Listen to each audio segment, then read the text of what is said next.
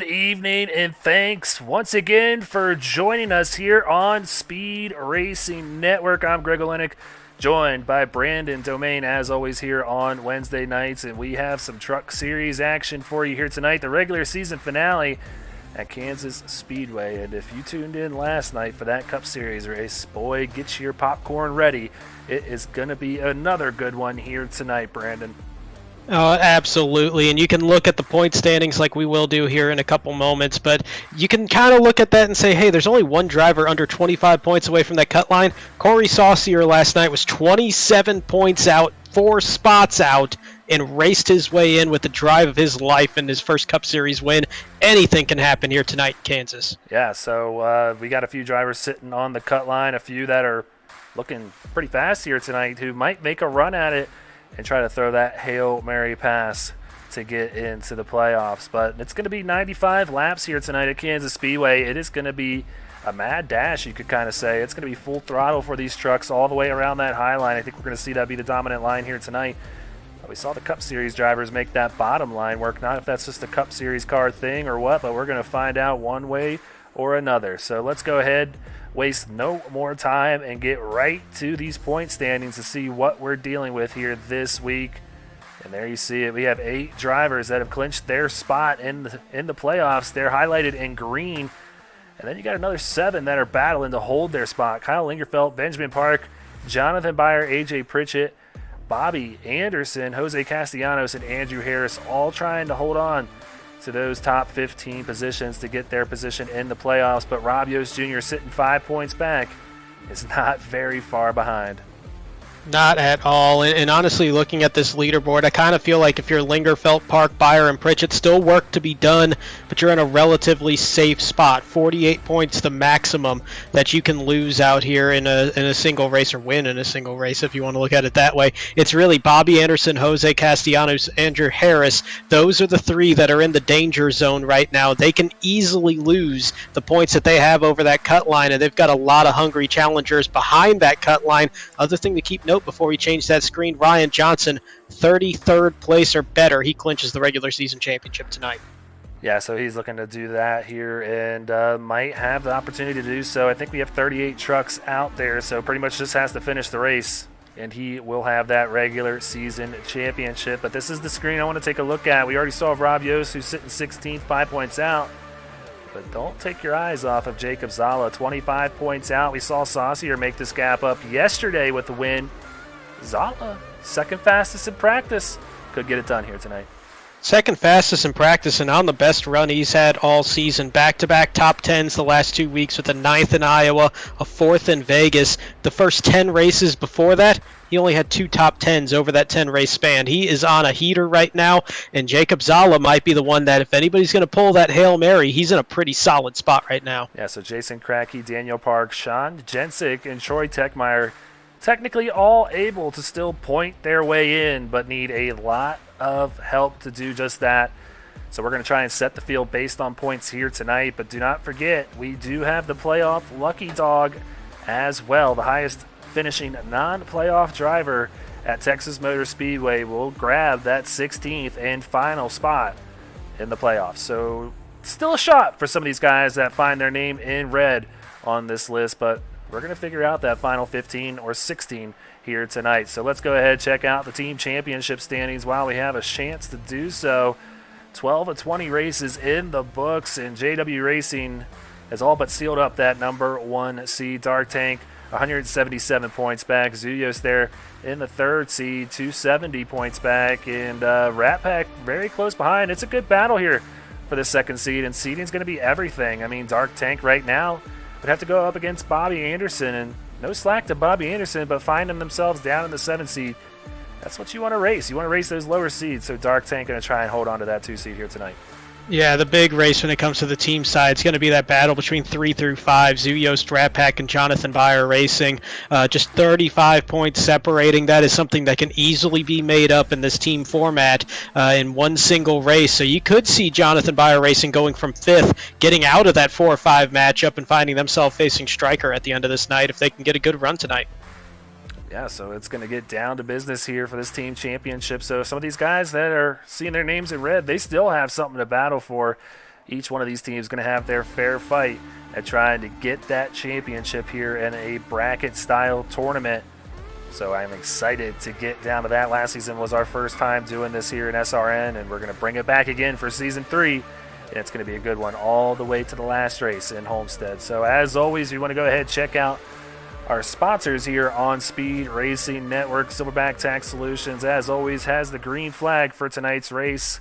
Go ahead and check them out if you have any issues with the IRS. Sean Griffith will get you all taken care of. Go ahead and check them out at silverbacktax.com. Sparkle and Shine Mobile Detailing coming on board to sponsor our Rec Replay this year. They can get you all cleaned up and feeling good about your look here this summer in that really nice hot rod you got parked in the driveway. If you're wanting to go ahead, maybe look at the detail kits they have to offer, go ahead and check them out. They can get you fixed up. Butt Kicker coming on board to sponsor the Hard Charger Award. We're going to get to those standings in a second. Each one of those drivers racing for a Butt Kicker game or two. And TJ's Team Foundation at morethanAcape.org, as always, sponsoring our winning moment.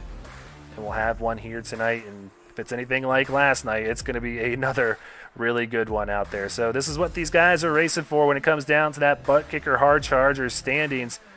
Nice piece of equipment here, this Butt Kicker game or two. Absolutely is. Just adding to that gaming experience, whether it be sim racing, whether it be any other type of game, just connects to the chair, adds a little bit more immersion into it. And as we look at this list, there's been a few guys that have immersed themselves into gaining positions somewhat, or some of them from not qualifying all season, though I think we got a little flip on some things here with some of these guys actually turning some laps out there and qualifying here on this regular season finale. But Rob Yost Jr. leading the charge. Connor Cunningham joined late in the season, but he has also done similar things, just on a tear, working his way through the field. Yeah, we've seen this hinder some people's chances at possibly making a run in the standings. Rob Yost being that guy. As he said, I mean, he's started in the back all season long, and yeah, he's at the top of the standings for this Butt Kicker Hard Charger Award, but currently 5 points back or where it matters most, and that's the season standing. So he is nonetheless qualifying here tonight, Brandon, and he's got kind of a fast truck. We'll have to see if he can make a run at this thing. Right now, holding on to a pretty lead over Connor Cunningham. So let's go ahead, check out the Silverback Tax Solutions power rankings that come to us from our very own Sean Griffith over there at Silverback Tax Solutions. And Ryan Johnson, no surprise, still holding on to that top spot. 3 wins and 8 top 5s in 12 races is a very impressive stat line. Could even have 1 or 2 more wins on there, even if some of the finishes went his way. Landon Cardulo, though, in the 2nd seed with no wins, 4 top 5s. Brad Herman there in the 3rd seed. He's got 2 wins and 7 top 5s to his name.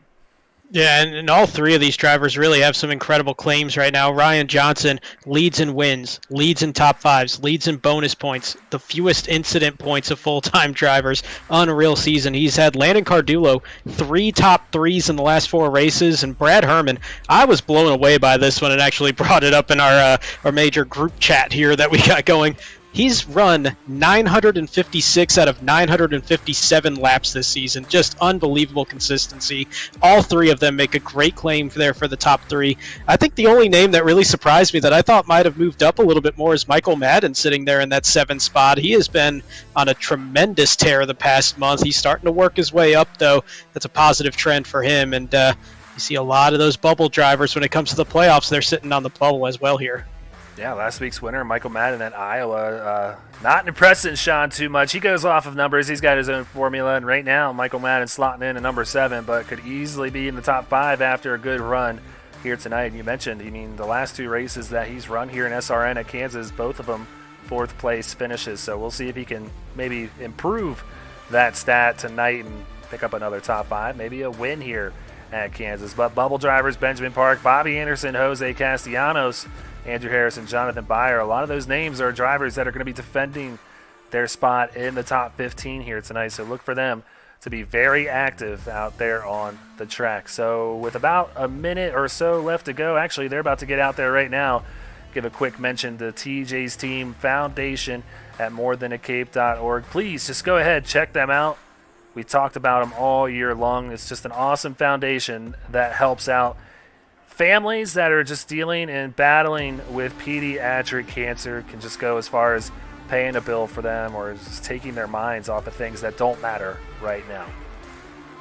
Absolutely. As I always say, be a friend, tell a friend. Even if you're not able to donate, tremendous cause, tremendous group. Goes a long way with every little bit of support. Absolutely. So back out here, Kansas Speedway qualifying's all wrapped up.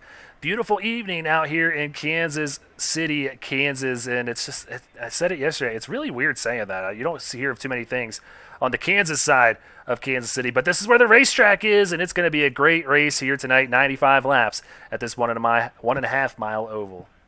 Kind of funny what a small line does between Kansas City, Missouri, and Kansas City, Kansas. We got our own small line that's going to be kind of affecting things here going forward at the end of this race. So almost fitting we're here in the Gateway area. And you speak of small lines, there is a small line of margin between Andrew Harris and Sean Jensick. Harris grabbing the pole by 7 1/1000ths of a second over Sean Jensick. So that's your front row here tonight. Lane Doyle, Bobby Anderson, row number 2, Ryan Johnson, and Michael Madden in row 3. I see a lot of those bubble drivers there in that top 6. Joseph DuPont, one of the drivers not contending for a playoff spot. He will be starting in position 7. Landon Cardulo, he's already locked in position number 8. Lucas Lyons, another one of those drivers in red, will be starting inside row 5 and 9th. Outside will be Blair Holloman, another driver locked in. Nick Halda locked in as well. He'll be starting 11th. And Ben Park, one of the drivers that doesn't have a lot that he needs to do tonight, but still not quite in just yet. He'll be starting in 12th. Yeah, so all the colors that you're seeing with the numbers are representative of where they are in the point standings. Green right there means you're in. They are clinched, and they're going to battle for that $500 prize. Yellow means you're inside the top 15, but not clinched. Orange meaning you are outside, but still have a shot at pointing your way in. And red is pretty obvious, Brandon. You are out of it. So that's a look at your top 12 tonight. I hear some trucks getting going out there. Let's get down on the track, Brandon, and who you think you got going to pick here tonight? You know what? I think desperation does some things, but at the same time, I look at a very similar track in Las Vegas. Who won that race? Bobby Anderson. Might not win it, but I'm keeping an eye on Bobby Anderson to get a top 5 and seal himself a playoff spot tonight. That's a good pick. I know he's got a lot of momentum after picking up that win. Some real confidence for the driver of that number 18. I'm going to go ahead and take a driver that I don't think could really realistically point his way in, but hey, I was made a fool yesterday with Saucier pointing his way in with a Hail Mary win and all the bonus points he needed. I think Sean Jensick wins it here tonight, picks up his second win of the season, has looked fast here at Kansas Speedway. So that is our picks here. Pace car lights are off, Brandon. It's almost time to get down to business. The last race of the regular season. Oh, can't wait. Last night was a heck of a show. Expecting even better here tonight with these trucks at a great track for the series. So pace car peels off the field in the hands of Andrew Harris. He's just patiently waiting to see the green flag waving. And I believe it's out. We are underway. The Silverback Tax Solutions green flag waving here at Kansas. And as they start that race, that pole position goes a long way as well for Andrew Harris. 2 bonus points for the pole winner. So he takes that green flag, adds to that cushion. He starts this race now 7 points clear of Rob Yost Jr. So a little bit more of a buffer there for Harris, who's out in front. He adds another one here if he can cross the stripe with the lap lead. Yeah, so that is going to be very important for a driver that sits on the cut line. But look at this, 3 wide off of 4, side by side. They're going to be real careful, almost make contact back there with Ryan Johnson and Michael Madden, but they stay off of one another, complete the first lap, and we are flying around Kansas. This is probably one of the most fun tracks you can race in a truck because you ain't got to worry about throttle input for too much. I mean, after a while, once the tires start to wear off, sure. Right now, these boys are pedal to the metal and really trying to get everything they can and find anything speed-wise on that track. That's why you see Bobby Anderson all the way up on that high line trying to use that momentum to pick up some spots. Already got one up to 3rd when he started 4th. I think I just saw 5 wide going through that tri-oval on the front stretch in the middle of the pack. Unbelievable racing as they're using every inch of that Kansas Speedway front stretch as now they're finally starting to get back to just side-by-side racing, let alone 3 and 4 wide. Unbelievable first couple 2.5 laps here. Yeah, so side-by-side racing here between teammates Lane Doyle, Ryan Johnson, both with green names or green numbers next to their name. Whoa, Landon Cardulo with a real scary moment there Gets a little loose off the exit of 4, almost comes down into Joseph DuPont, but they keep going in the right direction and complete lap number 3. These guys are getting off to a good start at Kansas, but don't want to take my eyes too far off the leader. We might have a battle here. Sean Jensick closing in on Andrew Harris out in front. I know Jensick knows that he needs everything he can get. I think we're going to see a very aggressive drive from this 29 here tonight. It has to be. He can't leave anything on the table. For him to have a shot at this thing, he has to win the race. He needs max points, and he needs a lot of help. And at this point, he's 47 points behind Andrew Harris, who's that bubble driver. That's the only man that can stop him from getting into the playoffs. He needs to get most laps led. He needs to get every single point possible if Jensick wants a shot at this, and he needs Andrew Harris to basically be dead last. It's going to be one of those Hail Marys, like we've said that term. That's going to be the ultimate Hail Mary, but he's got to be aggressive here in this race and get out in front quick. Yeah, so already hunting down, stalking our leader, Andrew Harris out here. Bobby Anderson starting to come into the mix a little bit too, looking like he's got a fast truck in that 18 machine as well tonight. Further on back in the pack, though, do not want to take my eyes off what's happening back here because Jose Castellanos, another one of those drivers that is barely inside the cut, having a decent run to this point, started 14th up to 13th, and looking like he's playing the patient game in that no-name nerd Chevy Silverado so far. Yeah, a little bit of a comfortable start as just looking at all the chaos, the hornet's nest that's right there in front of him for those first couple laps. Maybe just got him thinking, I don't want to be part of that and putting this truck in any danger right now. But it is a precarious situation for him. He comes into this race needing second or better to clinch a spot outright no matter what anybody else does. Not a comfortable feeling there when you get into the single digits in the final race of the regular season. Yeah, but Jose is one of these drivers that can make that happen here tonight. Looking to kind of rebound on what was a great start to the season and then just kind of faded out a little bit. Had a lot of trouble in the middle portion of the regular season and up to this point, but has held on to that spot in the top 15. We'll keep an eye on this 5 all night long to see how his progress is going on through the field. So want to go ahead and check in further on back. And Brandon, this is the guy that we find on the cut line, Rob Yost Jr., back here in 29th position after qualifying in 30th here tonight. So a lot of ground to make up for this 9 and a scary position to be in with all these trucks ahead of you. Anything that goes wrong, you might get caught up in it. Yeah, and we kind of always allude to the fact that a lot of the trouble out there, and it's not so much a talent thing or anything like that, comes mid-pack back just because of you get so many different styles of racing there. You get some guys that are just wanting to be patient, some that are dropping back, some that have abused tires and they're slow because their tires are just gone, some guys that are catching speed, some that are there's so many different things that happen in the middle of the pack and the back of the pack. It's so hard to avoid a caution back there, and that's kind of the ground that he's in right now, kind of stuck in that traffic situation there in the back. So another one of the guys that we're going to keep an eye on, Jacob Zala, who finds himself 25 points out of the cut, sitting in 17th position. He's going to need a little more than that as he goes on by Jonathan Byer here. And it looks like all these guys running Uvalde stickers here on their trucks tonight. So a great move by the JBR team to kind of show that they are thinking of all those involved in the tragedy in Uvalde, Texas. So great move by 75 of Jacob Zala, up to 16th right now. He's got his teammate there, Austin Purnell, to his inside. Brad Herman just in front of him. Maybe just playing the patient game as well, seeing how this is going to work out. We saw the win happen yesterday based on strategy. Saucier took 2 tires, a move that's almost forbidden here on iRacing. You really got to know what you're doing when it comes to that. He held on to it. Well, you see the same thing here tonight with these guys that are trying to throw that Hail Mary. Now, the way that they're racing right now, I think there was a lot of guys thinking, no, we might be seeing some cautions here pretty early, but getting pretty stretched out now at this point. Just saw one kind of catch the wall a little bit, not too sure. I think it was Bobby Anderson. Yeah, it might have been, as he's kind of fading back here pretty good. Yeah. And you see some damage there. Third, not too long ago now, back in 11th, battling with Jose Castellanos. And, yeah, damage on the left side. When he completes this turn right here, we will see if he has damage on the right side. And in fact, he does. Yep. Yeah, so damage.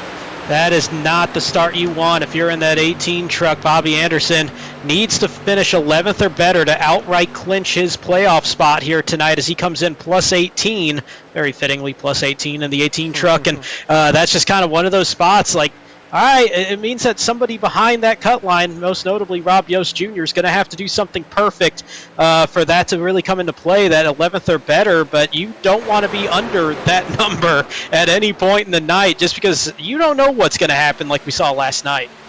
Yeah, so here's your cut line battle. Jose up 9, Andrew Harris up 5. Harris with that lead lap here tonight pretty much can write that in as a plus 6 now.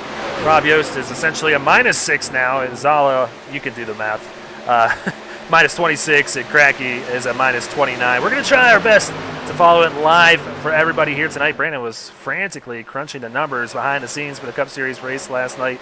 Did a great job, and now we're relying on Sean to do that. So I don't know if he's going to do nearly as good as you, Brandon. All I know is it came at a cost. I don't think my bosses at my actual job are any happy today with how much my brain was cramping after that one last night. But one thing I can say, you said plus 6 for Andrew Harris. Make it plus 8. That pole position carrying 2 points as well.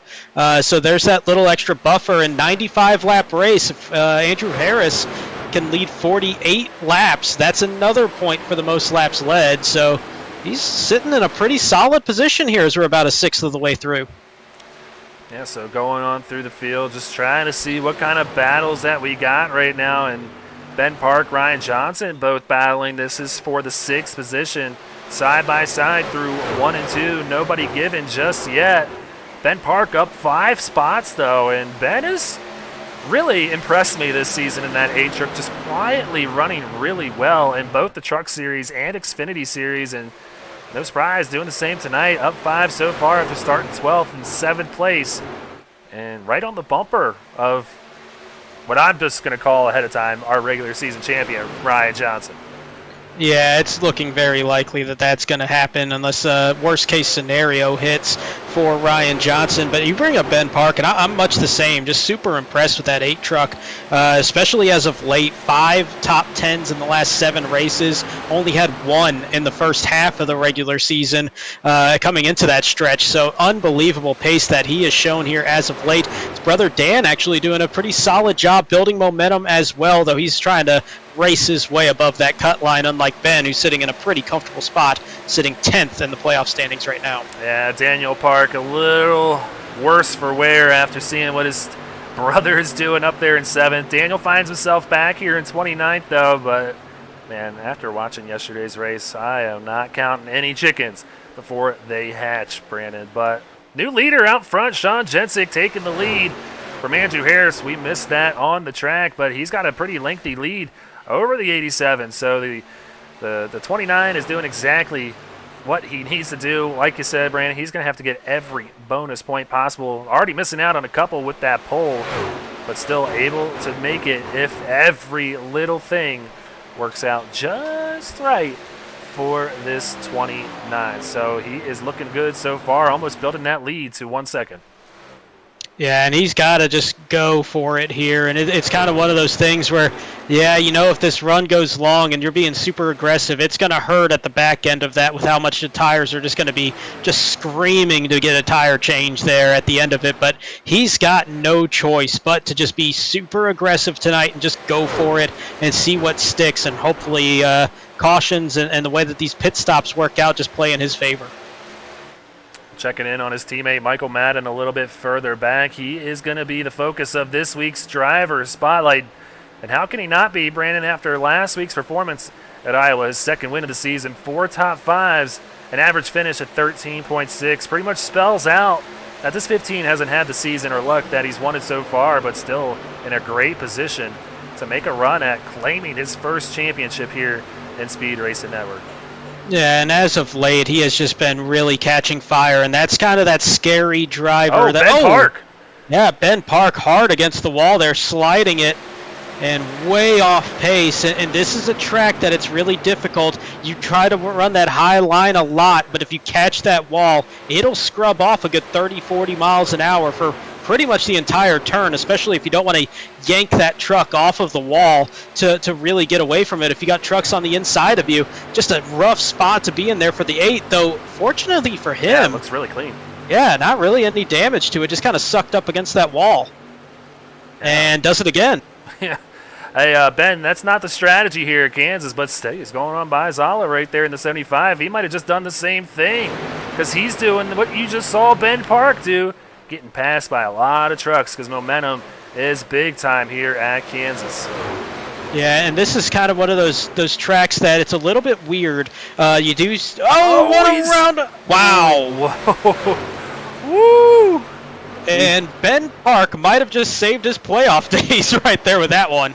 Yeah, no kidding, because he is not by any means clinched into the field. Granted, he has a healthy gap and would need just about everything to go wrong for him to miss out, but still, you do not want to take any chances. Now has some damage to the left front and the rear of that truck, so getting banged up here in the last couple of laps, and all we're going to hear about it, Brandon, is a broadcaster's curse at the end of this one. But, hey, he is hanging on, and that was a hell of a save by the 8. Well, and also that we've had an eye on him for about 4 laps now. He's had something happen all 4 of those laps. The last time by Jonathan Byer in that 66, the red, white, and blue, as I think all the JBR trucks running Memorial Day paint schemes here this week. But he got into the tailgate there of that 8 truck, and now Jonathan Byer with some nose damage that's going to be affecting that straight line speed and some clean air. He's another one of those drivers that's relatively safe, but not really all that safe at all. Well, seems like we've seen these 3 trucks around each other all season long. Lane Doyle, Ryan Johnson battling with Landon Cardulo. Landon looking pretty good so far, up 4 from where he started in 8th place tonight to the inside of Johnson and Doyle. He's going to have to battle both of these guys. Yeah, obviously, the JW Racing trucks are going to help one another. 13 going to have to work really hard to clear Lane Doyle on the inside, but maybe taking some notes after the Cup Series race last night and maybe realizing you can make a move and make it stick down there here at Kansas Speedway. So far, holding his own. Yeah, and part of what makes Kansas such a great racetrack is that progressive banking. You can get that inside line to work, but you're going to lose that momentum on exit. But you can just drive it in so much deeper. As I saw Michael Madden, I think that was, get real loose coming off of turn 2. Does collect it. Does I think only loses. And Trevor Williams.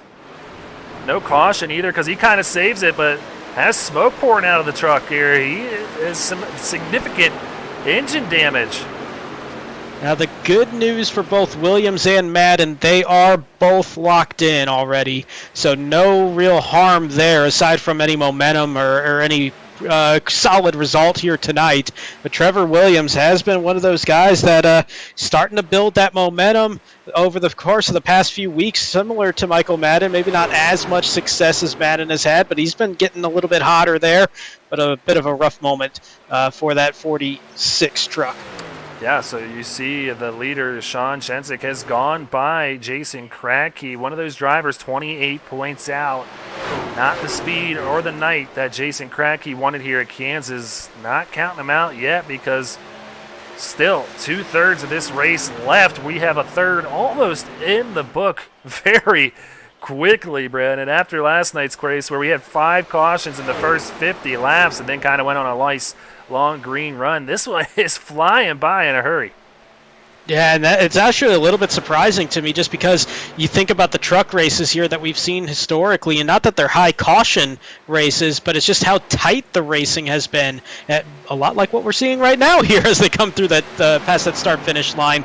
As Michael Madden on that outside saw some pretty significant damage there, good, especially in that right front. Yeah, big-time damage to the front of that 15. That is going to kill the speed and the handling and make that truck really tight through these turns as you see Bo Tiffany go right on by the 2-time winner this season. Almost gets to the wall there, but stays out of it in that Sparkle and Shine Urable Ford F-150. Yeah, that air cushion against that wall is your best friend sometimes. Sometimes it's your worst enemy because it will pull you in towards that wall once you're in it. But it gives you that little bit of a bounce back that you can work with sometimes at the right angle. And but as a rough stretch of laps here for Michael Madden after getting loose, coming off a 2, and going to assume it was just trying to get back in line entering 3, and that's just a tough spot once you get loose off of 2. You're just trying to collect it on a pretty dusty back straightaway. Once you get loose here at Kansas on that back stretch, it does keep wanting to kind of kick out underneath you until you really get it settled down after 3 and 4. Ooh, a really tight moment there. A little scary for Jacob Zala as he saw Mueller coming up and almost collected him in that wall, but they stay off one another as Zala running that wall as tight as he can. He's in the wall now. Oh, wow. That was a close moment. Not sure. That's a 35, I believe that was James Kerr that he almost got into, and Zala somehow keeping it off that 35 truck, his team truck there. But another moment of Zala just kind of just grinding that thing against the wall and losing more positions there. He was in 15th not long before that, and he's going to fall all the way back to 20th. Yeah, so 5 spots in the blink of an eye almost, and he's going to have to pick up each one of those because he's going to need a ton of points to make an attempt at making that top 15. He participated in the playoffs last year, so possibly staring down the reality of missing Season 3 playoffs here in the Truck Series. So we'll keep an eye, not counting Zala out by any means, but looking like Ben Park going to come down pit road this time. I got a couple of guys making these early pit stops here. I believe, can't quite make out who that is behind Nixon. Park. Nathan Nixon, there he is, yep. So these pit stops starting, and this is one of those ones, you get a caution or two in the first half of this race, you might be able to stretch it into a one-stop strategy race, but as long as this thing's been green, as long as everybody's been digging, that really kind of set it up that you had to break this race into thirds. Yeah, Andrew Harris, Land Doyle coming down to get their 4 tires and fuel this time, looking like they might be one of the only trucks to do just that here on this lap, but looking like, yeah, we're staring down what might be a 2-stop strategy here tonight, and everybody might be splitting it up in thirds, but I definitely expect to see some people staying out there to kind of lead some laps, get some bonus points, and maybe catch a lucky break. So here comes our leader, Sean Jensick, down pit road, and he's bringing Ryan Johnson, Blair Holloman, Lucas Lyons, and Landon Cardulo along with him. So the whole top 5 coming in together. Yeah, he is bringing everybody in, and Bo Tiffany going to actually beat him to the stripe, so that's going to make it tied in terms of laps led between Jensick and Harris when it comes to that extra bonus point that they're racing for the most laps led, both at 17 in those first 34 laps. So that's a little bit of added intrigue here as we see everybody making this pit stop pretty much all at the same time. And not sure who that was. I think I saw somebody backing back into their pit stall, which might just cost a second or so, but on track time, that is a lot of ground. Ooh, Landon Cardulo getting a lot of that wall there almost as they come out, but Lucas Lyons going to lead these guys on out. Ryan Johnson and Sean Jensick just ahead of them, so they're going to come out with some good stops, looking like each one of these drivers taking 4 tires and fuel this first time by. And that's going to be the way that they're going to have to go every time. Oh, wow, 36 of Austin Purnell. Real tight to the wall, overshot the pit, overshot it by a big margin, it looks like. Too close to the wall, too. Oh, too close to the wall, yeah. Yeah, that's a killer. That was 4 or 5 seconds of getting that truck readjusted, and, I mean, that's a sixth of the way around this racetrack. And not to mention, that feels like an eternity when you're in the cockpit of this truck, and you know just how much each little second means out there on the track. So Purnell, who was having a good run through the field, is probably going to lose a good 10 positions with that little error there on pit road. So everybody has pitted, with Troy Techmeyer coming down. That's going to cycle the lead back out to Sean Jensick. He's going to have a 1.7 gap between him and Andrew Harris. And he does lead at the stripe that time by, so now he's going to lead the most laps thus far. So add that little bonus point provisionally to Sean Jensick, and I'm not going to say it's impossible at this point that he might have a shot at this if all the cards fall in his favor, but the one thing that's not helping is who is in second place, and that's Andrew Harris, the one guy that stands in his way. Well, we will find out. We are almost to the halfway mark of this race, so that's going to go ahead and give us a moment to step aside, run another quick commercial break here tonight, and we will be right back. Don't go anywhere. It's just getting started. Want to be a part of an established league on iRacing?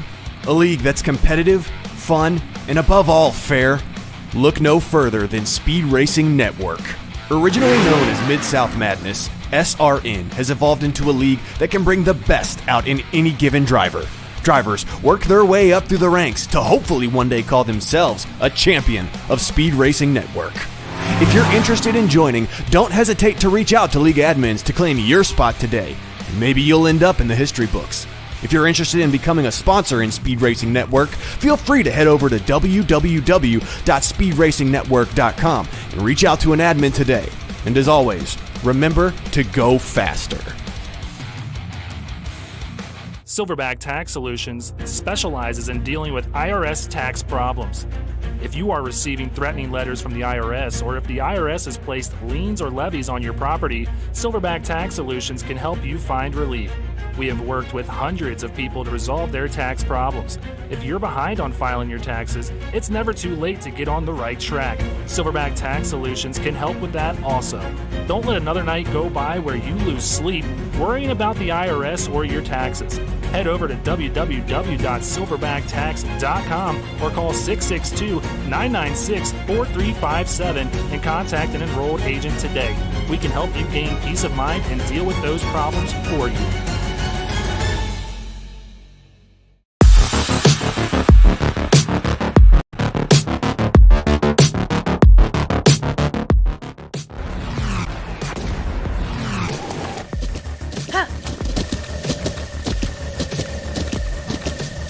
With the Butt Kicker Gamer 2, what you see and what you hear is what you feel.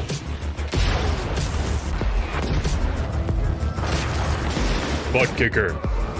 The future is feeling.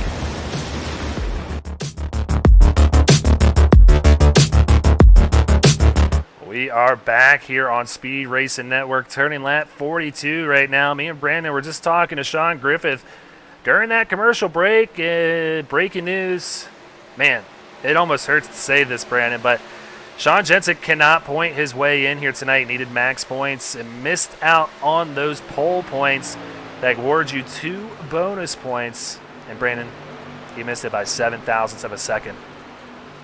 Oh, that nothing ever winds up that close in racing, and that position 2 start is going to be what ends the run. That is just a perfect storm to go against there, and 7 thousandths of a second, that one. That just hurts, but a valiant effort here tonight as Sean Jensic. Just, he's capable of winning any race. It's been a very rough season for him, especially since that win at COTA. I believe it's only one top 10 finish since that point. He's been snake bit more than anybody here in this truck series, I think, and just good to see him out in front again, as that's kind of where we're used to seeing him over the past couple seasons. Yeah, just unfortunately missed out on what should have been a win at Watkins Glen, but things happen, and that's why they run all the laps, and unfortunately a lap truck cost him that race, and cost him those points too. But hey, like I said, we got a playoff lucky dog, and we're going to another 1.5 mile oval in 2 weeks at Texas Motor Speedway, and I am not counting out that 29 machine. So do not by any means think you are safe from Sean Jensic at this point. No, especially if he does hold on to this one, gets all that momentum from a win here at Kansas, going into a time of the season where we have a ton of 1.5 mile racetracks out there, and these things come in bunches. You get one of those wins at a similar track, they all start kind of falling in line right in your favor there going forward. Further on back in the pack, surprised to see Nick Halda and Michael Madden both running back here. Halda running 21st, Michael Madden in 22nd. So Madden with that damage is a little bit off the pace from what we saw that 15 turning not too long ago. Looks like he was able to get a little bit of it fixed back there with the 49 and 15, not having the nights that they wanted here early on. And Jonathan Byer also with that banged up truck. He's not clinched by any means either in the top 15. So who we thought was our top candidate to possibly come away with the championship in Season 2 still has a chance to miss the playoffs if pretty much everything goes wrong for the 66. Right now, he's still losing positions out there on the track. Yeah, and that nose damage is just going to be a huge parachute on that 66 Tundra. And Byer he's got to stay behind somebody as best as he can. just to get that draft and get the air off of that nose to try to help it out as much as possible. The catch-22 with that is, though, with the nose damage, kind of seals off some of the air that gets to that thing, so it's a lot more prone to overheating by having to draft a little bit tighter than similar to what he's doing right now with Kevin Asanio in that 12 truck. So this is kind of one of those sketchy positions to be in for that 66. The other thing he's got to keep in mind, we only got one truck out of this race currently, or at least off track at the moment, with Trevor Williams sitting there. So 37 still out on track, 32 of them still on the lead lap. There is still a possibility that you can lose a whole lot of ground on the racetrack right now. Yeah, and officially halfway through this race really quickly here as, whoa, big slide jump into 54. Not sure Beyer will like that too much, considering Cracky is a lap down. So Beyer's got to kind of be cool here and kind of calm down a little bit. Still can't afford to wreck out of this one. Just kind of let him go and remember that for another day. But want to check in on the driver of the 9, who is that 16th driver, 5 points out currently in 36th position. He is going to need a really, really, really strong prayer to get that truck up to where he needs. Yeah, and a lot of his seasons, just noticed some right side damage there. A little bit hard to see with that paint scheme, but was there on that right side. A little bit of nose damage as well that might be hampering him there a little bit. But a lot of his style has really just been, I'm just going to wait out all the mistakes that people make and just be very patient, pick up spot by spot.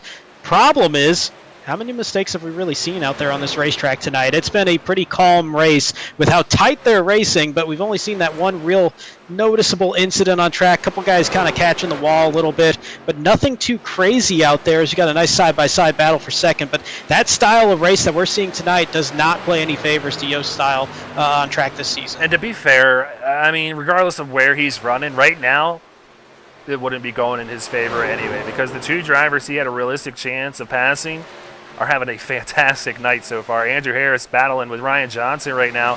Harris currently in second, 2.5 seconds behind Sean Jensic. And then Castellanos having a great run up to 9th here after starting 14th, up 5 where he started. Yeah, and I think the only person right now that's really been struggling, that's in any danger of falling out, has been Bobby Anderson. But the good news for him is, while he's sitting in the 31st position, and we see all the damage there to that very stylish-looking 18 truck, but he's sitting there 31st, but Rob Yost is 36th, so he's still all right, because you got to go back another 20 points till you get to Jacob Zala, and he's had some issues on track himself tonight, sitting in the 18th position. Well, this battle for second heating up now. Ryan Johnson taking a peek to the inside of Harris. Harris going to have to keep big picture in mind, maybe let the 48 go here, because Ryan Johnson pretty much has nothing to race for tonight, and except for another win. I mean, those are pretty nice, right, Brandon? But, I mean, he's just out there having fun, turning laps, and those are the best races for a driver. He has nothing to lose, while Harris has a lot to lose. Now, Harris had a tough start to the season, man, but has had a great run in this second half, and continuing that here has just kind of picked up the momentum where he had in season 1. Wow, he just kind of got really yawed out there through turns 1 and 2, but still hanging on. But I just want to give a quick kudos to the driver of this 87, because, man, he kind of just fell out of it for a little bit and has just came back with a vengeance. I would almost give him the comeback driver of the year for the Truck Series. He's been fantastic in the second half of the season. Had 4 straight top 10s there for a little bit. The last 4 races been a little bit rougher. Just trying to close the door and really solidify a playoff spot. That puts a lot of pressure on a driver, and just getting caught up in a couple things there the past couple weeks. So I think 3 of the last 4 have been pretty rough finishes for him. But those 4 straight top 10s really kind of signified a lot out there. But I think even more than that was just a change in his style. It wasn't so much wild thing out there that we've seen in the past, where he's just uber aggressive on the tires, uber aggressive on his line. And then he just became a lot more patient. Just something clicked, and I think he found a really good balance on racetrack. Let's go ahead and take a quick look at those points. While they are out there turning some green flag laps, 40 laps to go here tonight, and this is what we're staring at. Kyle Lingerfeld, Benjamin Park, Jonathan Beyer, AJ Pritchett, all pretty safe at this point. Bobby Anderson, Jose Castellanos, Andrew Harris, those are the drivers we're keeping an eye on for the most part here tonight. Rob Yost, that driver we mentioned, who's currently still in 36th position, is the man that is behind the cut line, 5 points back. And then Jacob Zala, who we've been keeping an eye on here tonight, 25 points back, with Cracky, who is now a lap down, 28 out. Daniel Park, who's not having a great night either, currently trying to see, he's in 18. He's going to need a lot more than Jensic, who is currently just dominating this race, who we've already pretty much eliminated. And Troy Techmeyer, both those drivers have been eliminated with the pole by Andrew Harris here this evening. Yeah, that pole alone put them 47 points out with a possible 46 that they can gain on racetrack tonight. So that pole position, that's a new point scoring opportunity for drivers this season, with 2 points going for that P1 starting spot, and that came in crucial for Andrew Harris tonight. 7,000ths of a second. That is insane. Yeah, I didn't want to I didn't want to bring that back up and kind of rip that Band-Aid again, but I'm gonna do it. Oh man, that's a rough one right there. That's but the way yeah, it goes sometimes, man. That's racing. Oh, Brad Herman against the wall there, not for the first time, I'm gonna guess. Looking at that truck, that 85 is really beat up for somebody that. Maybe I jinxed him a little bit by saying he's been on track for all but one lap this season, because that truck. Not looking too clean out there with that 85 tonight, but nothing really on the line for him here in this one. Yeah, you did that, not me. That was all you this time. And right now we have a pass here, or a side-by-side race between Troy Techmeyer and AJ Pritchett. AJ going to take the position, move up into 14th place. He's also one of those drivers who we said sitting in the top 15, feeling pretty good. He doesn't have to get too racy right now, knowing that Troy Techmeyer, one of those guys that, in his mind, he's not listening. He's not looking at the points right now. Techmeyer thinks that he has to do it all out here tonight. Pritchett doesn't want to get away in the way of that. He's going to go ahead and sit back here in 15th and let this thing play out.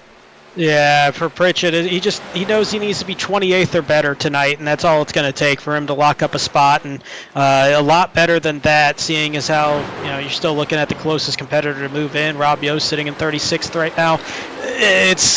He's sitting in a really good spot at this point. If you're above that cut line, if you're really in that top 12, you're just looking at your race position right now and thinking, I'm in a pretty good spot at the moment. Absolutely. So a lot of these guys feeling good about their chances so far, and there's another legend there at the top. Green leading their clinched. Yellow, they're the top 15 trying to hang on to that playoff spot. Orange, you are trying to do everything you can here tonight to get as many points as you can to get in the top 15. And red you're out of this thing. You've been eliminated based on points. But as always, I keep reiterating that we will have that playoff lucky dog to the highest finishing non-playoff driver at Texas Motor Speedway. So definitely not over by any means for all of these guys here in the Truck Series. So just keeping an eye on some of the battles here. This one between, and now Lucas Lyons in the wall. This is wild here tonight. A lot of these guys trying to push the limits here at Kansas, and it's reaching out and grabbing them. It absolutely is, and it's so easy to do that here. This track, as weird as it sounds, has that Darlington feel, because you are always up against that wall if you're running that high line around here. And really hot entry. Ooh. Hangs on to it. Not sure if he's going to get popped for speeding on entry, but that was a heck of a job keeping that thing out of the grass, keeping it from spinning into that inside wall. As we see Sean Jensic putting Kevin Asanio a lap down. But one thing I'm kind of curious of, and my question was answered right before I asked it, was if anybody was going to really try to do a big undercut here, because this is a track you're falling about 1.5 seconds or 2 seconds a lap from the start of a tire run to the end of a tire run. That hits pretty quickly as well, that drop-off in those times. And so there's not going to be as much of a disadvantage if you come in super early, because by the time that your tires are starting to get a little bit worn, the others that came in later, they're not going to be far behind, and they're going to pretty much level off to the end of this race. So you might see some big gambles coming here pretty soon. Yeah, I think if we're going to see anybody do it, I think it's going to be Ryan Johnson sitting there in second. That driver who we said pretty much has that regular season championship locked up. He's literally racing for nothing here tonight except for some money that is on the line. $30 going to the winner, $20 to runner-up position, and $10 to third through fifth. So that's really all he's keeping his eye on here tonight is those dollar signs at the payout window here at Kansas Speedway. He is not worried about points, just kind of like the rest of this field is. So Sean Jensen going to come down this time, and I have to imagine he brought a lot down last time. Probably going to see the same again here.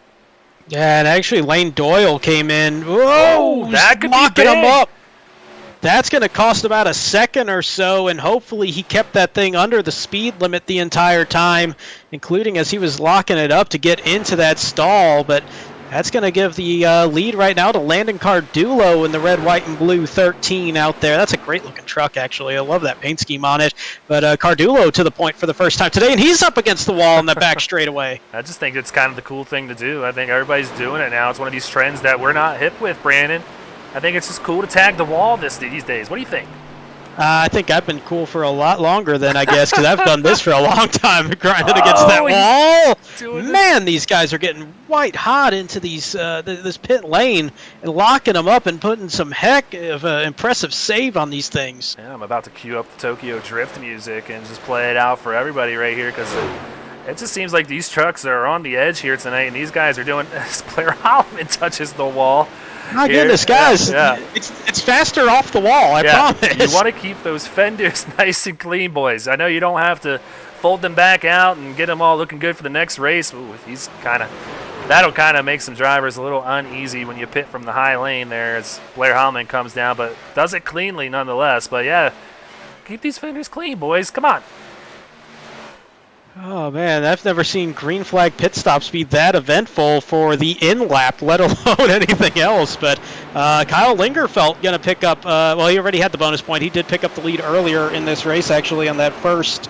Oh, no, I'm sorry, that was Troy Techmeyer. So Kyle Lingerfelt does pick up a bonus point here tonight. And unless he knows that he's been eliminated with that pole position, that's one of those things that you just got to go for and just kind of seal everything out there and just go for everything you can. Yeah, so just waiting on Kyle Lingerfelt to come on down, make his first stop of the night. He is feeling pretty good, as he was the driver that was just below clinching last week at Iowa. So he pretty much needs every possible thing to go wrong here tonight. I think he even needed a full field of drivers to even potentially move him out of the mix. I can see the flames coming out of the headers. I think he's starting to set the 65 to come on down pit road. And actually, I was looking at the wrong name when I was looking at the points at this earlier. As I think you knew that. Yeah, I think you caught that already. But Bo Tiffany going to pick up the lap lead here. But yeah, for Kyle Lingerfelt, that should actually lock him in. Because we do have one already out, and two actually already out. So that should put him in a clinching scenario right now. He just needed 36 or better. There's 36 left on track. Pick up that bonus point as well. And very well deserving. Another one of these dark tank drivers. This whole team has impressed me, man. And I love nothing more than seeing rookies come into a series that is not easy to compete in by any means in your first season, and just put it out there on the line and show them what you got. And they're second currently in those team championship standings, just behind JW Racing. So look to them and maybe possibly make a run at these boys at JW. They can certainly compete with the way they've been running here lately.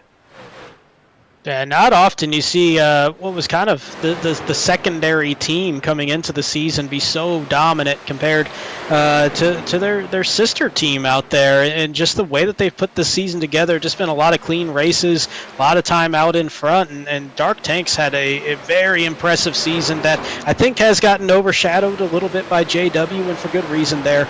But yeah, I mean, Dark Tank just putting together a heck of a season that I think most seasons would put them a lot closer to that one spot, if not actually in it.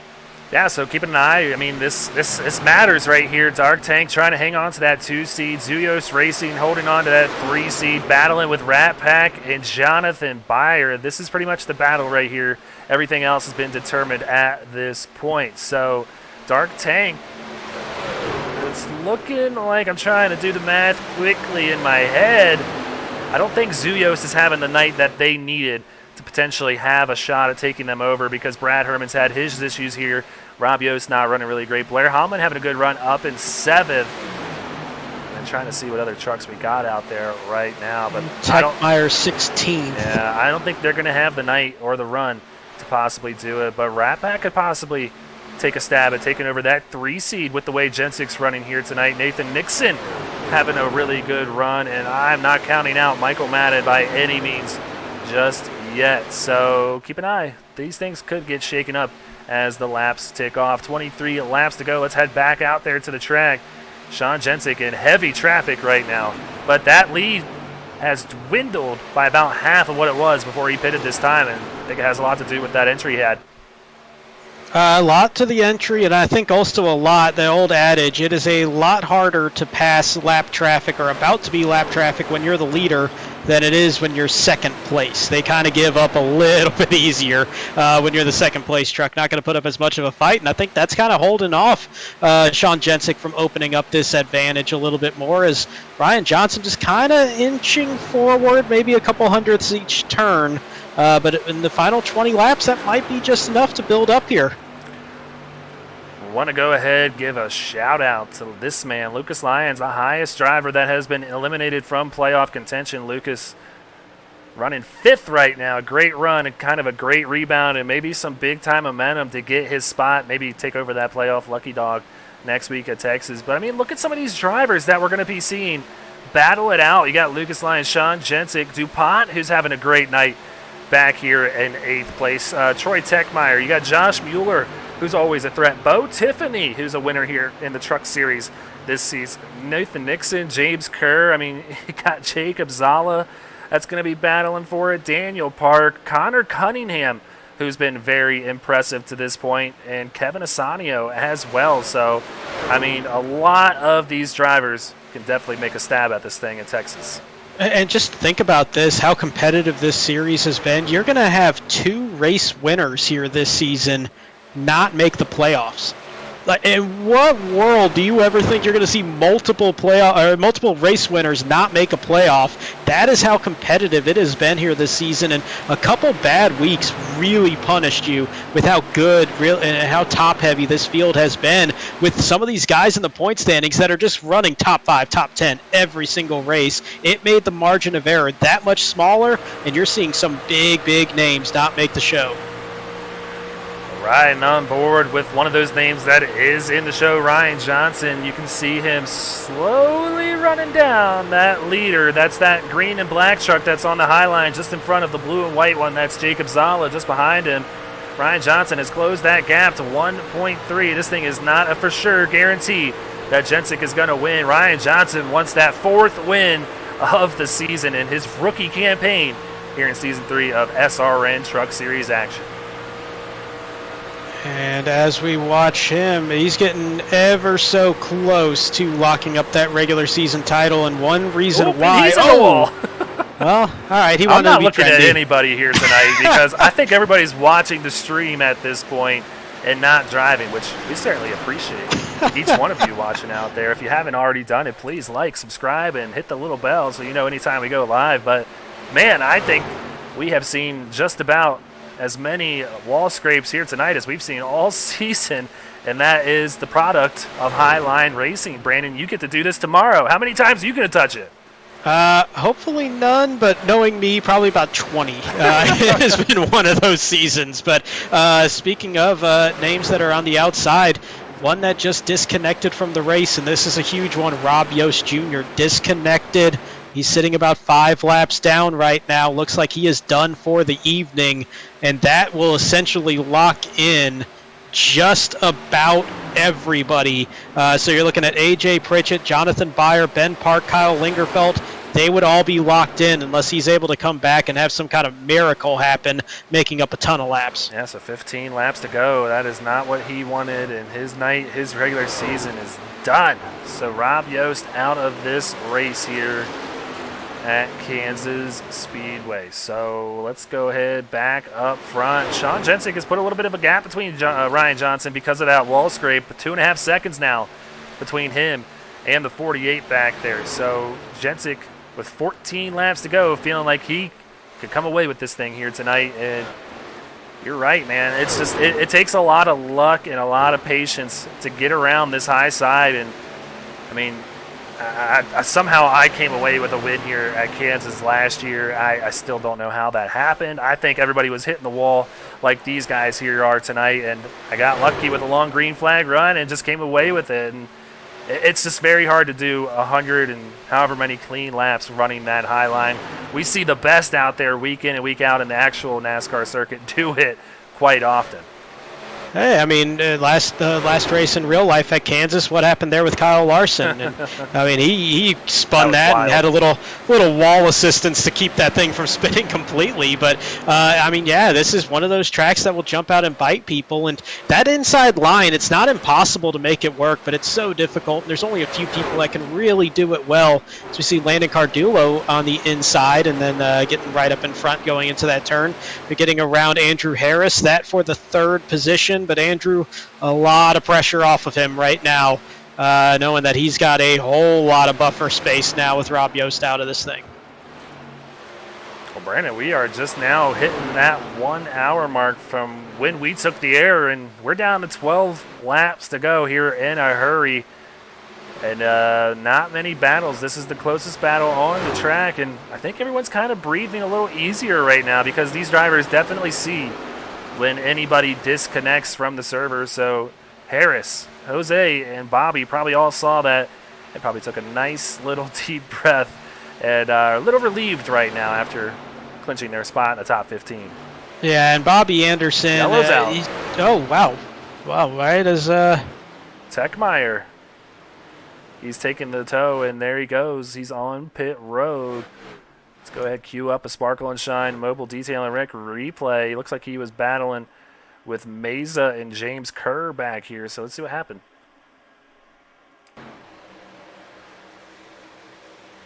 Oh, there's Techmeyer on the inside. He inches up. Kerr coming. Whoa.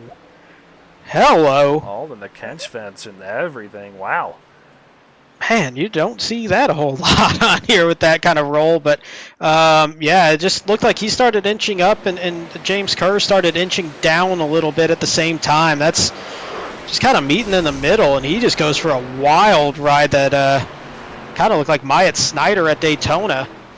Without all the obvious damage and all the RVs back there and the real-life implications. Michael Jordan back there? Yeah, Michael. I forgot all about that part of it. But, yeah, that was a wild one there, just popping up and kind of IndyCar style going airborne into that fence like that.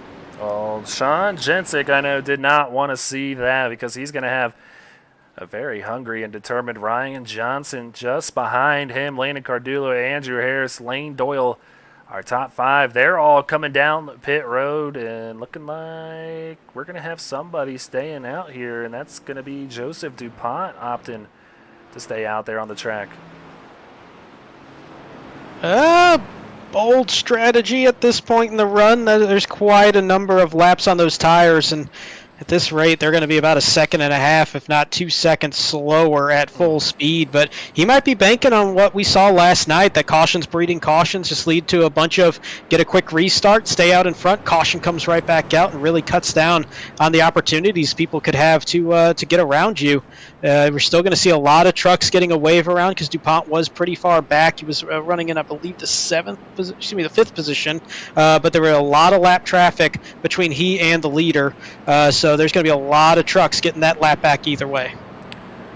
Yeah, with where he was running, I probably would have opted to come down and maybe try the 2-tire strategy for that track position. But hey, I mean, maybe he's practiced this and knows. He pitted lap 67, so why not? I mean, 19-lap older tires. We're going to probably take the green 5 laps to go. Anything is possible. We saw it happen last night. Could Joseph DuPont score his first ever victory here in SRN? We will find out on the other side of this break. Do not go anywhere. We will be right back.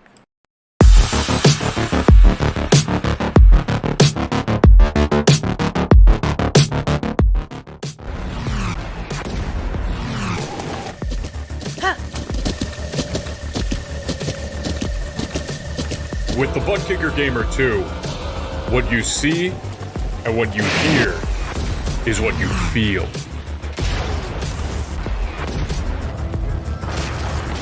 Butt Kicker. The future is feeling.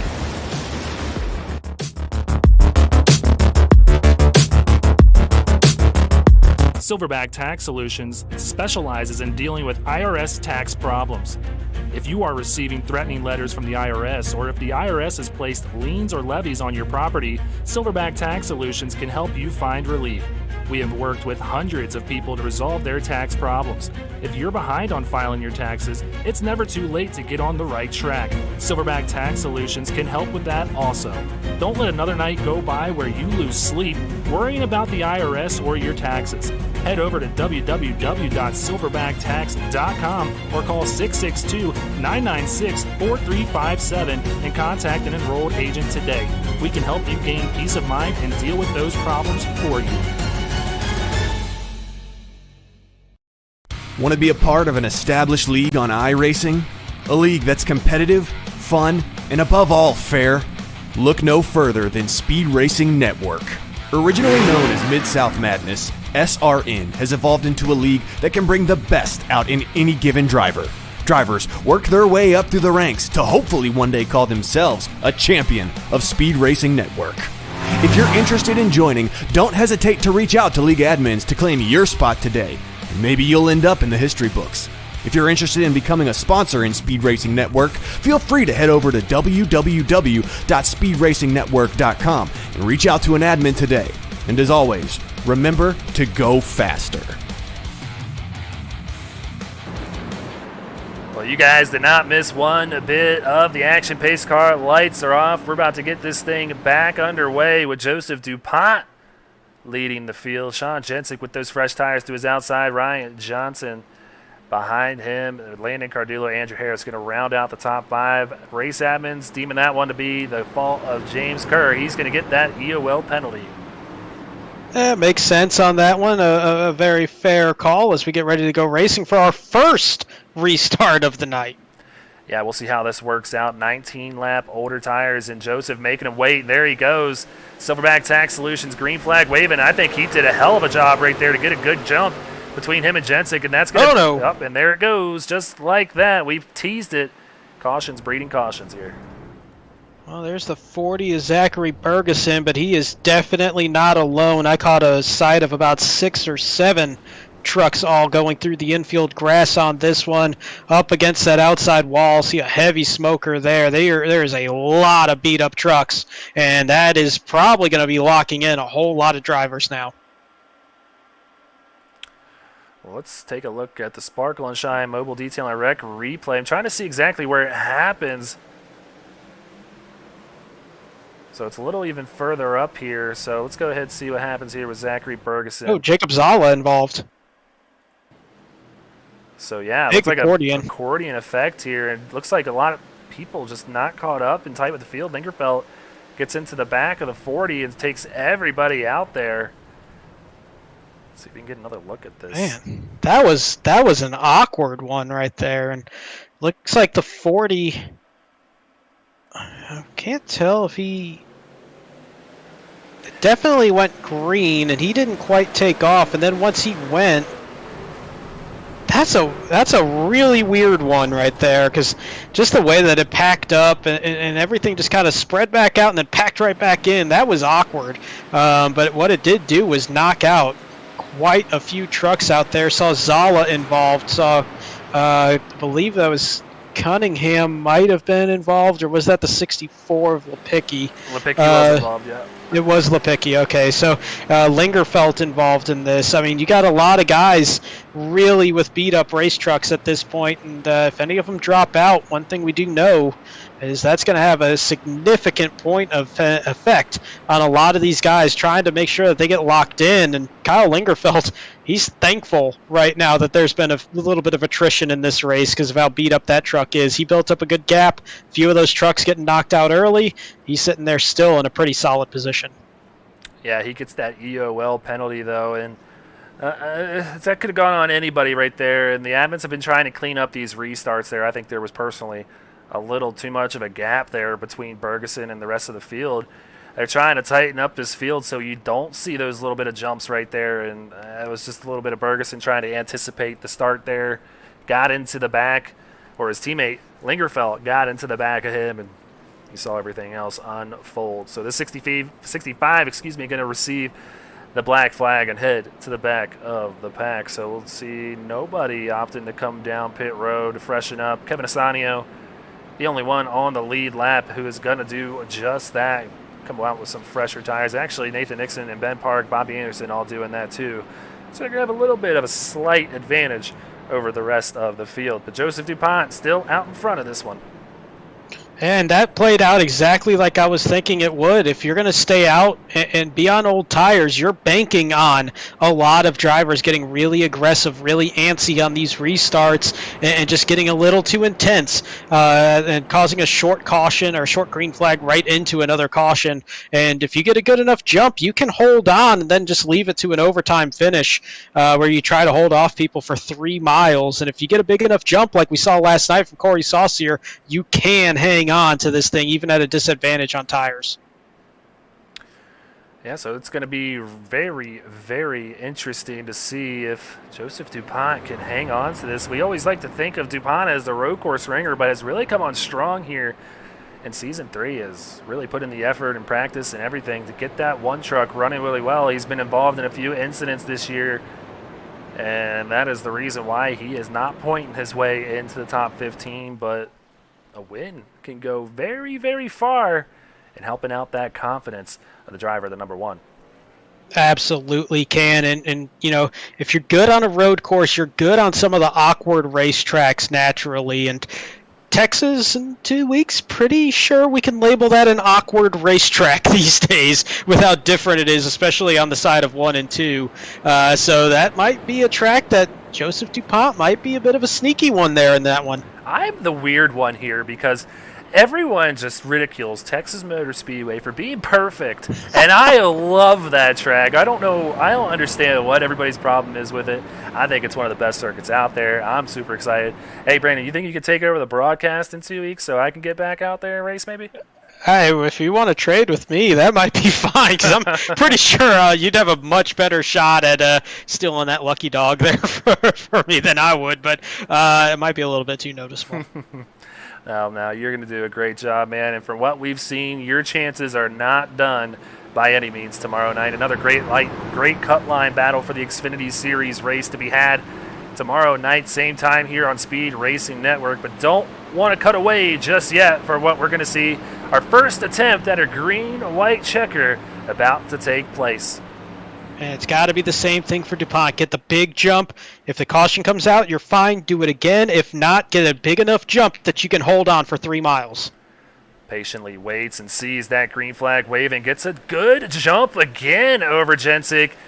That's going to pin a battle there for second, which is what you got to do with your down on performance and speed with those older tires. But just like that, Jensic and Ryan Johnson coming back in a hurry to the inside of DuPont. They're going to go right on by like he wasn't even there. The battles for Ryan Johnson and Sean Jensic side by side down into turn 3, bringing Landon Cardullo and Lucas Lyons along with him 3 wide back here, possibly going 4 wide. Andrew Harris sniffing a win too as Sean Jensic gets loose as he takes out a few trucks and spins just before they could take the white flag. We're going to have our second attempt at a green-white checker. Oh, and another amazing run for Sean Jensic up in smoke. And, man, that has just been way too common of a story for that 29 this season. Another week of just a tremendous run, the dominant truck of the race. So we take a look at the Sparkle and Shine Mobile Detailing Rec replay, and I'm not sure if Johnson just carried a little too much speed and started coming up earlier, or if he thought that the 29 was going to start coming up a little bit earlier. Let's take another look here, because I'm curious myself. Really hard to see the white line right here with the way the sun's hitting the track, but you can almost kind of see it right here. And Johnson is coming up, and I feel like Jensic is holding his line, and he has the right to pinch that 48 down, and I think we might see this one go on the 48 here of Ryan Johnson. I believe so as well. You're saying that the white line, hard to see. That seam that was on the left side of that truck was a little bit easier to kind of spot. And you could see that 48 coming up. And that's not anything malicious. That's not anything bad. Just carrying speed in an overtime race like this. You can see that seam right there on the level. Now it's kind of blocked off, so maybe that wasn't the best idea. But, yeah, just that contact. Great avoidance from Andrew Harris. That could be clutch. Blair Holloman not as lucky, but good news for him. He's already locked in entering this race. So he was really the one that picked up the most damage on that one. But the one that got hit the hardest for sure, Sean Jensick, down on pit road. Well, Ryan Johnson leading his first laps of the night here, Brandon. I believe this does, in fact, clinch that regular season championship, if I'm not correct. Yes, it is going to be a regular season championship there. He needed one more to drop out or one bonus point for leading a lap. He got that bonus point. That's as good as a 33rd. So Ryan Johnson, regular season champion, not much of a surprise looking at the numbers that he's had, but just even more cushioning in that first round with all the bonus points he has also. Well, speaking of surprises, I'm very surprised that they are making that one a racing incident, but hey, that's not our job to determine. It's our job to speculate, Brandon, and as always, we are wrong when it comes to determining who is going to be at fault of these cause cautions. So Johnson going to be able to hold on to his position out in front here. Landon Cardullo, Andrew Harris, Lucas Lyons, and Joseph DuPont round out the top 5. And I get what they're seeing on that. You know, it's an overtime finish. You're racing incredibly hard to go for that win, and just situationally, I get it. I would have said similar. I thought it would be on Ryan Johnson, but I can also fully understand calling that a racing incident just because of the situation that everybody was in. It wasn't any malicious intent. Not that is needed for it to be considered a caused caution, but I think it's just hard racing there that went awry and definitely wound up hurting the 29 a lot more. Yeah, so he's going to keep that position out in front, but is going to have a tough time holding on to it because the driver of that 13 behind him, who has won a number of races in Season 2, yet to win one this season, going to be hard-pressed to do so with the damage to the front end of that 13. But I'm not taking my eyes off that 87 Andrew Harris by any means. I think we see a driver last night sitting outside the top 15 who wins a race.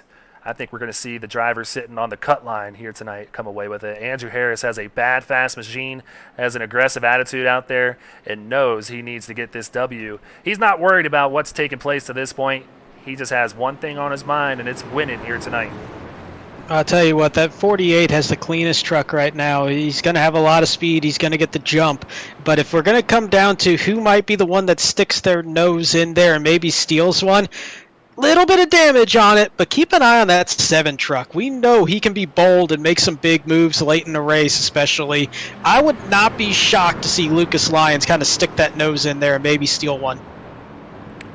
Yeah, that would be his first ever career win here in SRN, and that would mean a lot to him and all his fans out there in the chat. Lucas always bringing the support in our chat, so we appreciate each and every one. Oh, and some contact. What is happening here? And there has been some drama between these two teams in the previous weeks between JW and JBR. And immediately, Landon Cardullo on driver chat saying that had to be netcode. And I've never seen that before. Let's check it out because I'm nosy and want to see what just happened here. First off, shouldn't be this close anyway. Second off, nope, they made contact. And yeah, not sure how that's going to shake things up here. I think Johnson going to be able to get his position back, but put some damage on that 48 now.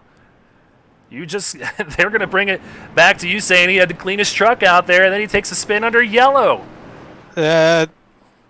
Oh man, I don't. That just caps off the regular season with everything. But it looks like we just re-racked it, put it all back in the same exact position, and gonna be good to go here this time. That was absolutely bizarre. I don't know any other way to describe that. Yeah, no words for what just took place right there, but it definitely just happened, and still pace car lights are off.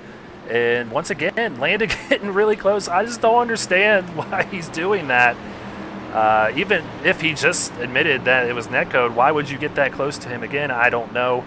But he is still continuing to do it. So maybe just trying to get in the head of the 48. I don't know. We'll see if it works. But we're a little extra damage on the left front of the 13 now as well, so he didn't get away with that clean either. We got a whole bunch of damaged trucks, and then Andrew Harris sitting there with a pretty clean 87 right now. Yeah, so we'll see if any of these guys a little back in the pack. Roger Torres thinking Jose might do some damage here. Maybe sitting back there in 7th. Could possibly have the C's part way right in front of him if there's another incident up front here. But nonetheless, back underway for the second green-white checker of the night. Johnson getting a good jump. Harris getting a good jump to the inside of Cardullo. He's going to clear the 13. Now Harris sets his sights on the 48 of Ryan Johnson. And I was wondering how that front row was going to react. You got to get your head right back on there. A lap and a half after a bizarre moment on the racetrack. They did a pretty solid job, especially Ryan Johnson. Cardullo, I think that damage might have piled up a little bit more, and he got caught sleeping on that restart a little bit as well. Ryan Johnson with a great jump over Andrew Harris right on that tailgate, almost turning the 48. Yeah, great job to stay off of him. Lets out of it too, which you know you don't want to do with 1 lap to go. But Harris maintaining that second position. He knows he's got the faster truck than the 48 right now, but needs to make something happen. Do we see a move heading down to turn 3? Does he move him out of the way? Heading down to turn 3, the 87 flying down behind the 48. They're going to run 2 different lanes here. We'll see if they make contact before they get to the line. I don't think he's going to do it. Ryan Johnson going to come away with his 4th win of the season here at Kansas. I have no idea how everybody made it across the line without wrecking. We saw a spin. That's Lucas Lyons after the fact. He was already across the line, but my goodness, that was a frantic final 2 laps. Ryan Johnson, even after that scare under caution, which we don't say that a whole lot, was able to hang on to it. Andrew Harris, Jose Castellanos, they did exactly what they needed to do tonight. And looks like the top 15 coming in will be the top 15 coming out. Yeah, add this on to a streak of top 3 podium finishes for Ryan Johnson after he kind of went through maybe a kind of off night or off week through season or weeks 10 through 12. You know, he's had 3 straight podiums now, 3rd at Vegas, 2nd at Iowa, and 1st here tonight at Kansas. So he's going to do his old traditional backwards lap around Kansas and always makes this look easy and is always very impressive to us up here in the booth. I don't know how he does it so effortlessly. Like the spin into it is just the impressive part to me more than anything. But yeah, just keep chalking it up for him at this rate in the season. That's even more bonus points that he'll have going into the playoff. The regular season title adds a little bit as well there because we're going to have the staggered starting in those scoring systems for that first round of the playoffs. And he's just going to continue to just lead the way in so many of the stats this season. There was some other very legitimate contenders, but I think you'd be hard-pressed to find anybody that was a little bit more deserving of that regular season title than the man in the 48. Yeah, so JW Racing putting Rogue Energy back in victory lane once again as they are picking up their dominating ways heading into the playoffs, fielding 4 of their drivers out of their 5. Dean Gagliano being the only one that missed out here tonight, but definitely want to go ahead and credit him to a strong second half of the regular season. Dean finishing 19th here this evening. So Ryan Johnson wrapping up that victory lap in reverse and doing it with some speed. I'm kind of curious what the time was just there. Brandon, you got it for me? I wonder if that would actually score. Let's see. I'm going to think no, but it's always worth a look. And yeah, no, that didn't actually time, unfortunately. Well, there you go, the TJ's Team Foundation winning moment. Go ahead, check them out once again at www.morethanAcape.org. So they definitely go a long way helping out families that are battling and dealing with pediatric cancer. Please check them out, just like you checked out Ryan Johnson winning here tonight. His 4th victory in 13 weeks. He's going to be primed to get these playoffs started. And he's going to miss out on our All-Star race in just a couple of weeks, too. So, unfortunately, he won't get to battle with some of the best, like the Titans we've seen in the Cup Series, Joseph Causey, Timothy Latham, his teammates Jacob Manning, and a few others. Ryan Johnson not going to take part in that. He's setting his sights on week number 1 of the playoffs. Yeah, a little bit. You get that schedule switch going from either Tuesday, Wednesday, or Thursday, and then you get the races on Saturday and Sunday. Understandable. Life does happen, especially on the weekends. So definitely understand that, but disappointing.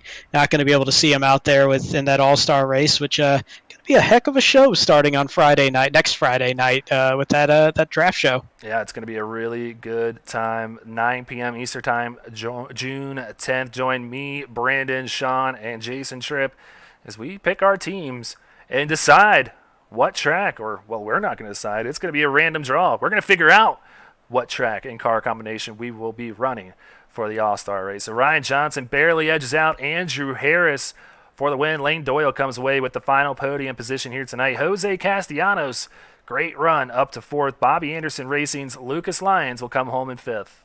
In sixth place, it's going to be Landon Cardulo. Seventh will be Josh Mueller. Bo Tiffany will wind up in the eighth position. Brad Herman will wind up runner-up in the regular season in ninth place. And A.J. Pritchett back in the top 10 after a rough skid there for the past 3 weeks as he comes in the 10th position. Daniel Park with a great run here tonight comes home in 11th, and the Butt Kicker Hard Charger award for this evening's race picked up 25 positions from where he started in 36th tonight. So great night for Daniel Park. Joseph DuPont comes home in 12th. Kevin Asanio with a quiet night up to 13th. Ben Park and Kyle Lingerfeld will round out the top 15. 16th place will be Connor Cunningham. Bobby Anderson does what he needs to do as he comes in the 17th position. He looks to be moving on to the playoffs as well. Nick Helda will be in 18th. Dean Gagliano in 19th. And the dominant truck of the night, Sean Jensick, after that rough moment there late in that race, will wind up in 20th. So let's go ahead, track down our very own friend here, Lane Doyle. Bring him on up to the booth. Lane Doyle, Greg Olenek, and Brandon Domain up here in the broadcast booth. Congrats on a great, solid run. P3 tonight.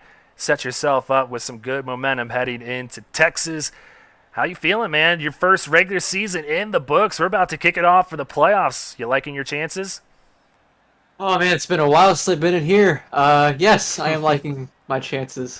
Going to Texas, a home track, so I expect myself to do good there.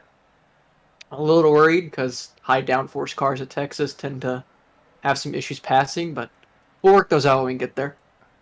Well, as another Texan as well, always, I have my issues with the track, but I like hearing people speak of it at least. But yeah, you get out of the regular season, looks like you're probably going to wind up in the third position, so get a little extra help there going into the playoffs in that first round. But we're going to see a lot of tracks like this one, mile and a half at Texas, mile and a half at Charlotte, open it up a little bit more with Michigan. How do you feel those first round tracks work for you?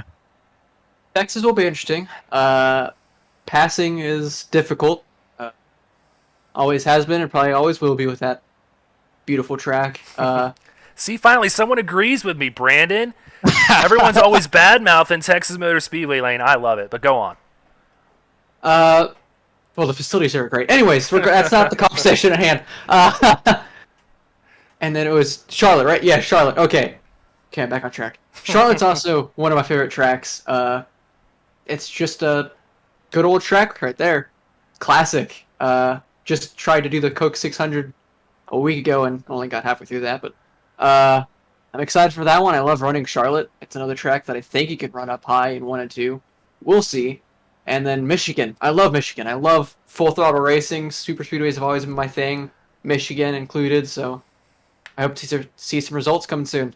Hearing a lot of love, so I think Lane is primed to get these playoffs kicked off here in 2 weeks. Got the All-Star race before that, but you are looking like you might have a real shot at advancing to that round of 10. So, Lane, before we let you go, you got any friends, any family, any sponsors you want to give a quick shout-out to?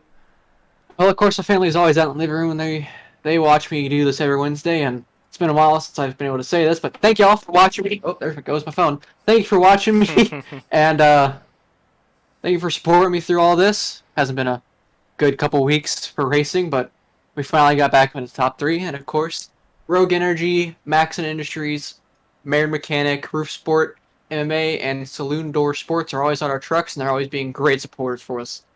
I hope to be able to say their names more often in this booth. All right, man. Well, it's good to talk to you. Your Daytona winner week 1 had a great regular season all the way through and picking up the momentum again right at the right time. Look to see Lane Doyle battling for that win at Texas Motor Speedway. Have fun, Lane, and have fun celebrating, and have a good night, man. Thank you. You too. All right, Lane Doyle coming home in P number 3 tonight. Great run in that number 47 Rogue Energy Chevrolet. So let's go ahead and move on to another Chevrolet. Bring up Andrew Harris. Andrew, man, you almost come away with the win here tonight, but you did what you needed to do. You survive, and you hang on to that cut line spot, and you're racing in the playoffs, man. How's it feel after that surge here in the second half of the season? A great run after not starting off the way you wanted to here this year. Are you back to season 1, Andrew Harris? I don't know. I might be. We'll see what happens in the playoffs. I knew for a fact I had to have a good race this time, so I told, and we were even doing the math. I gotta beat Rob Yost. I gotta do this. We gotta beat Jacob Zala. And when I got the pole, I thought, I was like, this is my race. I can do this. And then I touched the wall coming out of 2, and I knew that was going to be an issue. I like that Larson line, but just like, when Larson was at Kansas, he got into the outside wall, and I was like, yep, there it is. There's my race. Like, Sorry, thought there was a little cut there. That was, but so it was a great finish here, and like you had those 4 straight top 10s, then kind of hit that little bit of a rougher patch there right after. But to close the door like this with a really impressive run, one of the 2 best trucks that we saw over the course of this entire race. What does that do confidence-wise going into Texas in a couple weeks? So you get to start that playoff, get that fresh life, everything gets reset. There's that little buffer with the bonus points and everything, but all of a sudden you're right back in the mix with these final 7 races. Oh, it does huge. Momentum is so powerful, and like I said, I love Kansas. I love Texas. Hopefully, we have good races there. Yeah, it does monstrous things. I wanted to win here. I think I could have. I would have stayed off the wall, and I give it up to Ryan. I don't know. He got dumped in the outside wall, straight into the outside wall under caution, and still held that thing in first place in front of me. I don't know how he did it. Give the man awards. He probably won the regular season standings. So, I don't know what he did, but he did something right. That was awesome. Well, you battled it out with the regular season champion, and I kind of think you let off a little bit too much when you got into the bumper. Did you lift coming out to that white flag when you kind of made contact with him there? Do you think that kind of hindered your chances at winning this race? Yeah, actually, I was just in the room with Ryan Johnson talking to him before you guys pulled me up here. Yeah, I told him that I knew that he was a little bit slower than me, but he had that bottom line locked up, so I knew that if I sent it into the bottom, all I was going to do is catch him and get that bumper again. And I told him, I was like, I'm not going to do that to you. You didn't put yourself in the outside wall. I'm not going to take a spot from you for that. I'll try to pass you on the outside, and you just can't. Not on fresh tires. Well, man, I'm loving this season 3 Andrew Harris. He's just kind of got a new demeanor. He's got a new sense of confidence, and, man, he's putting that 87 out in front and looking good. And even though he is the bottom spot in our playoff standings, I think Andrew Harris is going to have a real shot at coming away with maybe a run at this championship. So, Andrew, before we let you go and kind of give you a little bit of a 2-week break, you got any friends, any family, any sponsors you want to give a quick shout-out to? Absolutely. Jose Castellanos, Raul Meza, Striker Motorsports in general, Premier setups, not that they do open or fixed setups, but also my grandma, my girlfriend watching, anybody else that's watching from Andrew Harris Racing. Yeah, but as far as being the last spot, you just got to have tickets to the dance, and we're here.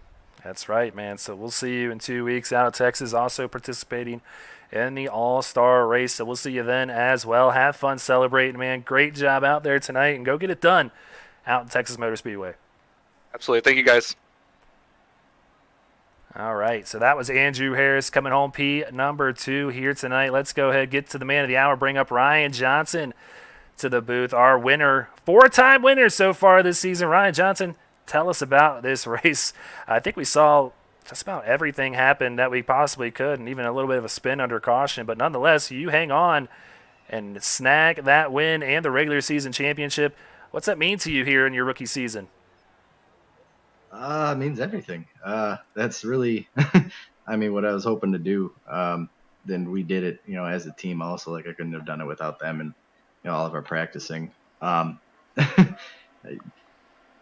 Yeah, tonight, holy crap. We had a really good start to the race. All them a couple green flag pit stops. I don't think I was going to be able to catch Sean there. And I hate it for him. Like I haven't watched the replay yet, but I feel like we just kind of met in the middle there. I had the wheel turn and I was trying to stay as low as I could, and I think he came down, I came up, but it's unfortunate. I know the feeling. I want to apologize to him. Good racing there at the end, though. I know me and Landon somehow got together under caution. At least that's what it looked like. I don't know if it was net code or what, but holy crap. Yeah. What are we missing from tonight? I can't think of anything. I think about the only thing we were missing was somebody that was way out of the top 15 winning the thing and moving into the playoff. But you did a pretty good job of covering that one by getting the 4th win of the season here. And I mean, you led just about every category, every good category, at least positive category, when it comes to the regular season. But now everything gets reset. There's that buffer that you're going to have because of the bonus points of the regular season championship, of course. But what's that do mindset-wise? Now it's kind of like, all right, those first 13 weeks are great, but now these are the 7 that are going to matter even more. Does that change anything, or is it just going to be kind of just carrying on as you have been? It changes a little bit in the sense that you don't want to do anything to really shoot yourself in the foot in the playoffs, especially because, I mean, it's a lot shorter than the regular season. You have so much less time to rebound back from it. Not a whole lot, I don't think, is going to change with my mindset anyway. Just take it week by week, try and maximize everything we can. Just keep running good, keep practicing. That's pretty much it. Just try and stay clean. Tonight was, I think, by far our worst race as far as incident points goes, but at least it's still in just the regular season. So we're looking forward to the playoffs here. Well, we are too, man. Before we let you go, you got any friends, any family, any sponsors you want to give a quick shout out to? Yeah, of course. My team, JW Racing, owner Justin, Rogue Energy, use code JW Racing, Maxon Industries Incorporated, Marin Mechanical, Rufus Sport MMA, Saloon Door Sports, my family and friends, everybody tuning in and watching, you guys from broadcasting, all the admins in the league, all the drivers that put this on, make it a lot of fun to race, my teammates, and I hope I got everybody. My God. All right, man. Well, go ahead, enjoy the 2-week break that we are about to take place, and we'll see you out at Texas Motor Speedway. Seeming like your teammate Lane Doyle is excited to get out there. I have to imagine all you guys will be turning quite a bit of practice laps here in the next couple of weeks. So get it done. We'll see you out there for race number 1 of the playoffs. Congrats on the regular season championship. Very well deserved. 4 wins in the book. Let's see what else you can do in these final 7 weeks. Have fun celebrating. We'll see you in 2 weeks, bud. Appreciate it, guys. Take it easy. All right. Well, that was our winner, Ryan Johnson, coming away with his 4th win of the season and in dominating fashion. Just kind of just waiting for it to all take place. And it did. He comes away with the win. Yeah, just one of those sneaky races, and it wasn't as dramatic in terms of a last lap pass as we have seen, but it does come down to that overtime finish and a whole lot of chaos that happened in the process there, and under caution even on that restart, but just always has that knack of showing up late. Almost kind of gets lost. You know, he led the most laps of anybody this season, but just really had that ability.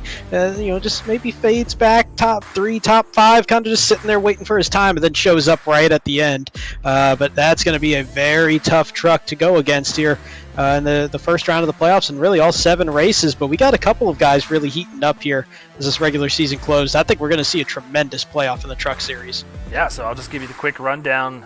Ryan Johnson, Brad Herman, Lane Doyle, Michael Madden, Blair Holloman, Landon Cardulo, Trevor Williams, Nick Halda, Kyle Lingerfelt, Benjamin Park, Jonathan Byer, AJ Pritchett, Bobby Anderson, Jose Castellanos, and Andrew Harris are your 15 trucks that are going to be battling it out for that $500 prize at the end of the season. So that is going to wrap it up for us here tonight for the Truck Series race at Kansas. We got one more to settle tomorrow, Brandon, and you got to have some sort of confidence building here after seeing what's been taking place. Jensic, who had a realistic shot at making it here tonight, unfortunately missed out on the pole, and everything else didn't work out his way and come away with the win. But we've seen Saucier come away with the win, got him in and tied on that cut line. How you feeling about your chances tomorrow? You need a big run as well.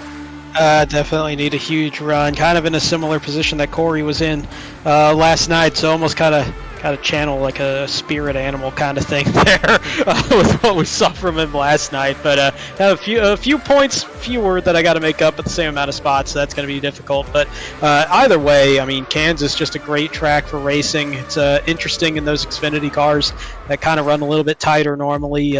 Kind of makes that high line a little bit difficult. I think you're going to see a lot of spread out racing, and should be a good one tomorrow night. Whether it's good for me in the end or not, I think it's going to be a great time for everybody that tunes in. Yeah, so come back, same time, same place as always. 9:20 p.m. Eastern time is when we're going to kick off the pre-race show. We'll have practice for you a little bit beforehand when we go on air. But yeah, it's going to be right back here on Speed Racing Network. Got 15 drivers trying to clinch their spot in that playoff for the Xfinity Series, and then we'll have each of our series fields finalized, and we'll see who is going to battle for that $500 prize in each of our 3 series. So definitely come on back. This track is promoted great racing in the first 2 races. I expect a lot of the same tomorrow night in the Xfinity Series, so please like our page, hit the subscribe button, and hit that little bell so you know exactly when we go live. I promise you will not regret it. So we all thank you here at Speed Racing Network for joining us here tonight. We want to wish you guys a good night. And as always, remember, go faster.